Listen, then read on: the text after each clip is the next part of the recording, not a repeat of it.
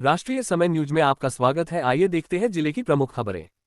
Police line के विकास कार्यों का पुलिस आयुक्त ने किया निरीक्षण। पुलिस आयुक्त मोहित अग्रवाल ने शुक्रवार को रिजर्व पुलिस लाइन का भ्रमण कर निर्माणाधीन परियोजनाओं और विभिन्न आधारभूत सुविधाओं का जायजा लिया। उन्होंने 64 करोड़ रुपये की लागत से बनने वाले कमिश्नरेट भवन, राजपत्रित अधिकारियों के आवास, ट्रांजिट हॉस्टल और उपनिरीक्षकों के लिए बनाए जा रहे आवासीय भवनों की प्रगति की समीक्षा की। निरीक्षण के दौरान सरोवर के सौंदर्यीकरण, क्रिकेट ग्राउंड में फ्लड लाइट, मेस में ऑटोमेटिक रोटी प्लांट, बेहतर प्रकाश व्यवस्था और स्वच्छता पर विशेष जोर देते हुए अधिकारियों को समयबद्ध तरीके से कार्य पूरा करने के निर्देश दिए। दहेज की मांग ने रिश्तों को किया शर्मसार। मिर्जामुराद थाना क्षेत्र में दहेज उत्पीड़न और हत्या के प्रयास के मामले में पुलिस ने वांछित अभियुक्त मुश्ताक अहमद को गिरफ्तार किया है। आरोप है कि सुल्ताना बानो को दहेज के लिए प्रताड़ित कर उसकी हत्या की कोशिश की गई थी। थाना मिर्जामुराद के उपनिरीक्षक महेंद्र कुमार सरोज के नेतृत्व में पुलिस टीम ने आरोपी को गिरफ्तार किया, जबकि मामले के अन्य नामजद आरोपितों की तलाश जारी है। चेन लूटकर खराब बदमाश पुलिस के हत्थे चढ़े। वाराणसी की चौक थाना पुलिस और एसओजी की संयुक्त टीम ने सरोजा पैलेस के सामने महिला से चेन लूटने वाले 2 अभियुक्तों आलोक मिश्रा और विकास पांडेय को गिरफ्तार कर लिया है। पुलिस ने आरोपियों के कब्जे से लूट के गहने बेचकर हासिल किए गए 1,02,000 रुपये और वारदात में इस्तेमाल की गई मोटरसाइकिल बरामद की है। पूछताछ में दोनों ने 5 जुलाई को वारदात को अंजाम देने की बात कबूल की। प्रभारी निरीक्षक दिलीप कुमार मिश्रा के नेतृत्व में चली इस कार्रवाई में सीसीटीवी फुटेज और मुखबिर की सूचना ने अहम भूमिका निभाई। बीएचयू में छात्र छात्राओं के साथ अभद्रता करने वाले 4 बाहरी पहुंचे हवालात में। बीएचयू परिसर में छात्र छात्राओं के साथ अभद्रता और हंगामा करने वाले 4 बाहरी युवकों को लंका पुलिस ने दबोच लिया है। सूचना मिलने पर बीएचयू चौकी प्रभारी उपनिरीक्षक सौरभ तिवारी अपनी टीम के साथ मौके पर पहुंचे, जहां चारों युवक छात्र छात्राओं से विवाद करते और माहौल बिगाड़ते मिले। पुलिस के समझाने के बावजूद जब वे शांत नहीं हुए तो उन्हें हिरासत में ले लिया गया। गिरफ्तार आरोपितों में पृथ्वीराज सिंह उर्फ बंटी, राजा सिंह, विकास सिंह और दिल्ली निवासी ईशान कुमार सिंह शामिल हैं। कार्रवाई में हेड कांस्टेबल जितेंद्र सिंह और कांस्टेबल चंदन गौतम भी शामिल रहे। कांवड़ यात्रा को लेकर व्यापारियों संग बैठक। श्रावण मास और कांवड़ यात्रा 2026 की तैयारियों को लेकर डीसीपी गोमती जोन ने व्यापारियों और व्यापारिक संगठनों के प्रतिनिधियों के साथ बैठक की। बैठक में एडीसीपी गोमती, एसीपी पिंडरा और राजातालाब के साथ बड़ागांव, राजातालाब, मिर्जामुराद, फूलपुर और जनसा के थाना प्रभारी मौजूद रहे। व्यापारियों, ढाबा और होटल संचालकों को पेयजल, स्वच्छता, बिजली और रेट लिस्ट की व्यवस्था सुनिश्चित करने के निर्देश दिए गए। साथ ही सीसीटीवी कैमरे सक्रिय रखने, डीजे संचालकों को ध्वनि मानकों का पालन कराने और मेडिकल सुविधाएं बढ़ाने पर चर्चा हुई। रामेश्वर धाम समेत प्रमुख धार्मिक स्थलों पर बैरिकेडिंग, सुरक्षा और श्रद्धालुओं की सुविधाएं समय से पूरी करने के निर्देश दिए गए। पुलिस प्रशासन ने सभी व्यापारियों से कांवड़ यात्रियों की सुरक्षा और सुगम आवागमन में सहयोग की अपील की। रथयात्रा मेले की तैयारियों का निरीक्षण। अपर पुलिस आयुक्त कानून व्यवस्था एवं मुख्यालय शिवहरी मीना ने एडीसीपी गोमती नितेश सिंह और अन्य अधिकारियों के साथ राजातालाब क्षेत्र में रथयात्रा मेले की तैयारियों का जायजा लिया। निरीक्षण के दौरान मेला क्षेत्र, बैरिकेडिंग, पार्किंग, यातायात और सुरक्षा व्यवस्था की समीक्षा की गई। अधिकारियों को महिला सुरक्षा, मेडिकल टीम, खोया पाया केंद्र और संवेदनशील स्थानों पर विशेष निगरानी के निर्देश दिए गए। पुलिस ने श्रद्धालुओं से निर्धारित मार्गों और सुरक्षा नियमों का पालन करने की अपील की। लंका में स्कूटी चोरी का खुलासा। लंका पुलिस ने स्कूटी चोरी के मामले में कृष्ण कुमार पटेल और जतिन शर्मा समेत 2 बाल अपचारियों को गिरफ्तार कर चोरी की स्कूटी बरामद की है। पूछताछ में आरोपियों ने बताया कि उन्होंने श्यामा नगर कॉलोनी की पार्किंग से स्कूटी चोरी की थी और उसके कुछ पार्ट बेच दिए थे। प्रभारी निरीक्षक राजकुमार के नेतृत्व में पुलिस टीम ने नुआ सब्जी मंडी के पास कार्रवाई कर चारों आरोपियों को दबोच लिया। स्वर्ण व्यवसाय का सोना गबन करने वाला गिरफ्तार। चेतगंज पुलिस ने स्वर्ण व्यवसाय का सोना गबन कर फरार हुए शरद कुमार कसेरा को गिरफ्तार कर उसके पास से 131.760 ग्राम पीली धातु के आभूषण बरामद किए हैं। आरोपी बनारस स्वर्ण कला केंद्र में काम करता था और नए आभूषण बनाने व मरम्मत के लिए मिले सोने का गबन कर राजस्थान भाग गया था। मुखबिर और सर्विलांस की सूचना पर प्रभारी निरीक्षक विजय कुमार शुक्ला के नेतृत्व में पुलिस टीम ने उसे लकड़ी मंडी स्थित हनुमान मंदिर के पास से गिरफ्तार किया। पूछताछ में आरोपी ने अपना जुर्म कबूल करते हुए बताया कि वह काफी समय से थोड़ा थोड़ा सोना गबन कर रहा। तालाब में डूबने से किशोर की मौत, परिजनों का हंगामा। रोहनिया के केसरीपुर स्थित भास्कर तालाब में नहाने गए 17 वर्षीय नजरुल मोहम्मद की डूबने से मौत हो गई। वह दोस्तों के साथ खच्चर चराने आया था और नहाते समय गहरे पानी में चला गया। घटना के बाद मौके पर पहुंची पुलिस ने एनडीआरएफ टीम को सूचना दी, लेकिन काफी देर तक टीम के नहीं पहुंचने पर स्थानीय लोगों में आक्रोश फैल गया। पुलिस ने चौकीदार की मदद से किशोर का शव तालाब से बाहर निकलवाया। पोस्टमार्टम के लिए शव भेजे जाने का परिजनों ने विरोध किया, जिसके बाद पुलिस को हल्का बल प्रयोग करना पड़ा।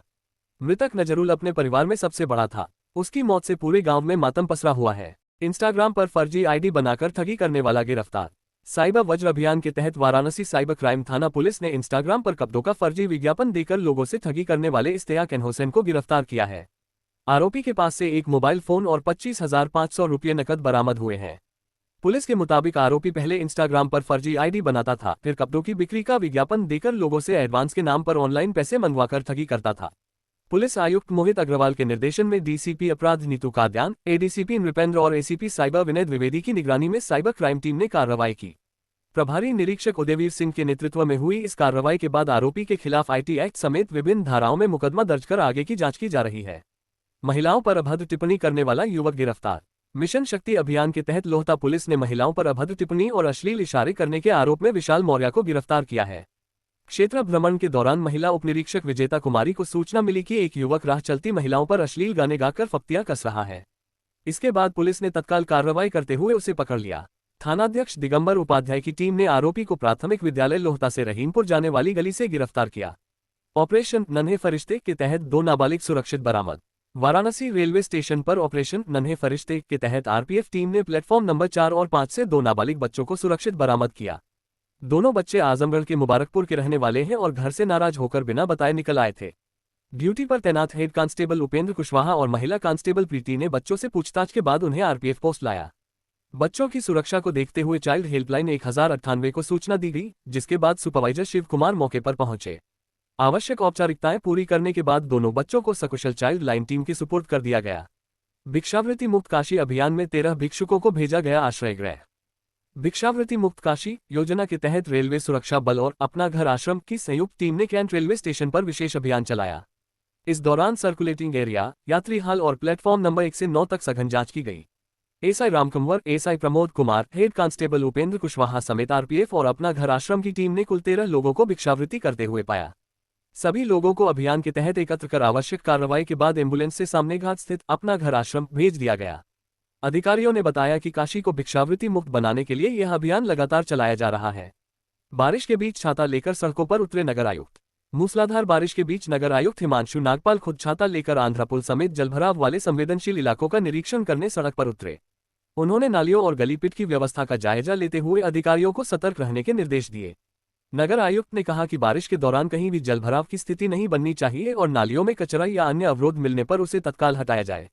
निरीक्षण के दौरान उन्होंने दुकानदारों और स्थानीय लोगों से नालियों पर अतिक्रमण नहीं करने तथा कचरा केवल डस्टबिन में डालने की अपील की। नगर निगम की टीमें 24 घंटे संवेदनशील इलाकों की निगरानी कर रही हैं और शिकायत मिलने पर तत्काल कार्रवाई की जाएगी। टिकट जांच अभियान में 83 यात्री पकड़े गए। पूर्वोत्तर रेलवे के वाराणसी मंडल ने मऊ इंदिरा रेलखंड समेत कई ट्रेनों में विशेष टिकट जांच अभियान चलाकर 83 बिना टिकट यात्रियों को पकड़ा। अभियान के दौरान यात्रियों से 48,035 रुपये जुर्माना वसूला गया। मंडल रेल प्रबंधक आशीष जैन के निर्देशन और वरिष्ठ मंडल वाणिज्य प्रबंधक प्रशस्ति श्रीवास्तव के नेतृत्व में चलाए गए इस अभियान में रेलवे सुरक्षा बल, जेआरपी और टिकट जांच कर्मचारियों की संयुक्त टीम शामिल रही। मुख्य वाणिज्य निरीक्षक अखिलेश सिंह और मुख्य टिकट निरीक्षक रामप्रभाव यादव के नेतृत्व में हुई कार्रवाई के दौरान कई स्टेशनों पर टिकट लेने के लिए यात्रियों की लंबी कतारें भी दिखाई दी। रेल प्रशासन ने यात्रियों से वैध टिकट लेकर यात्रा करने और रेलवे नियमों का पालन करने की अपील की है। श्रावण मास की तैयारियों को लेकर रेलवे की बैठक। श्रावण मास में वाराणसी आने वाले श्रद्धालुओं की भीड़ को देखते हुए अपर मंडल रेल प्रबंधक बी के यादव की अध्यक्षता में वाराणसी जंक्शन पर समन्वय बैठक आयोजित की गई। बैठक में होल्डिंग एरिया, संभावित विशेष ट्रेनों के संचालन, अतिरिक्त आरपीएफ और वाणिज्य कर्मियों की तैनाती, चिकित्सा सुविधाओं तथा भीड़ नियंत्रण की तैयारियों की समीक्षा की गई। बैठक में स्टेशन निदेशक अर्पित गुप्ता, उप मुख्य अभियंता रॉकी तोहर, मंडल यांत्रिक अभियंता दिवाकर वार्षणीय, संकल्प उपाध्याय, संदीप यादव समेत विभिन्न विभागों के अधिकारी मौजूद रहे। यूपी हैंडबॉल संघ में फेरबदल। उत्तर प्रदेश हैंडबॉल संघ ने वाराणसी के विकास इंटर कॉलेज के प्रधानाचार्य के सिंह को उपाध्यक्ष पद से हटा दिया है।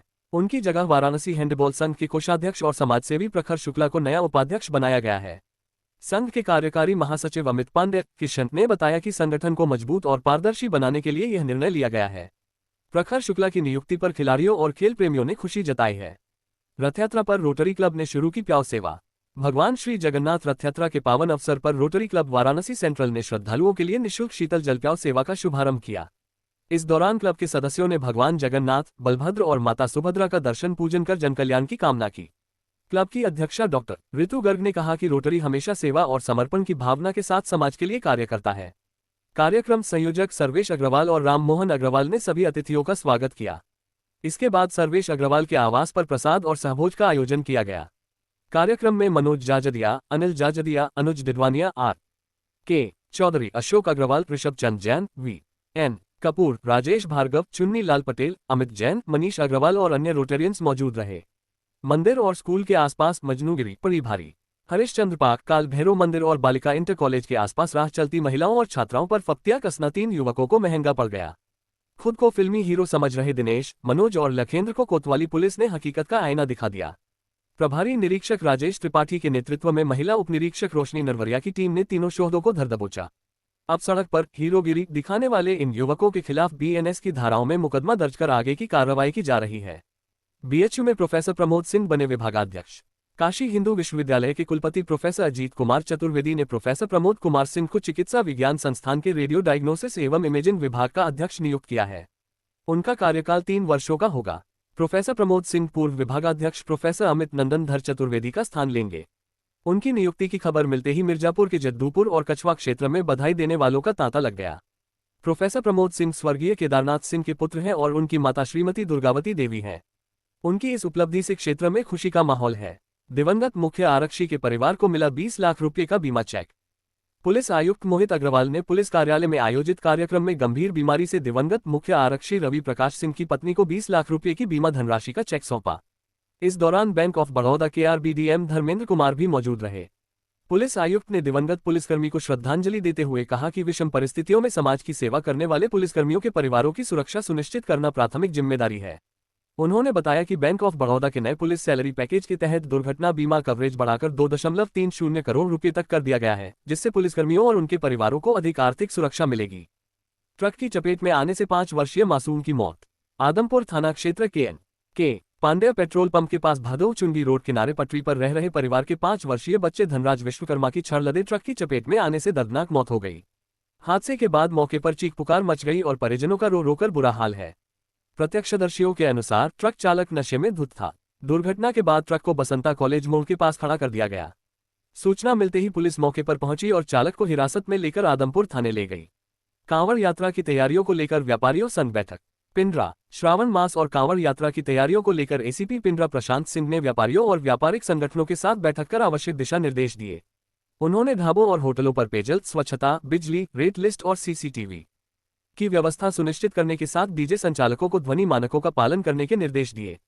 इंस्पेक्टर राजीव कुमार सिंह के संचालन में हुई बैठक में एग्रोपार्क के उद्यमी ब्रिजेश गुप्ता, आनंद जायसवाल, रवि गुप्ता, अमूल प्लांट के वीरम प्रजापति, व्यापार मंडल के राजकुमार गुप्ता, रमेश जायसवाल तथा स्वर्णकार संघ के भानुप्रकाश सेठ, रमेश सेठ और संदीप सेठ समेत अनेक व्यापारी मौजूद रहे।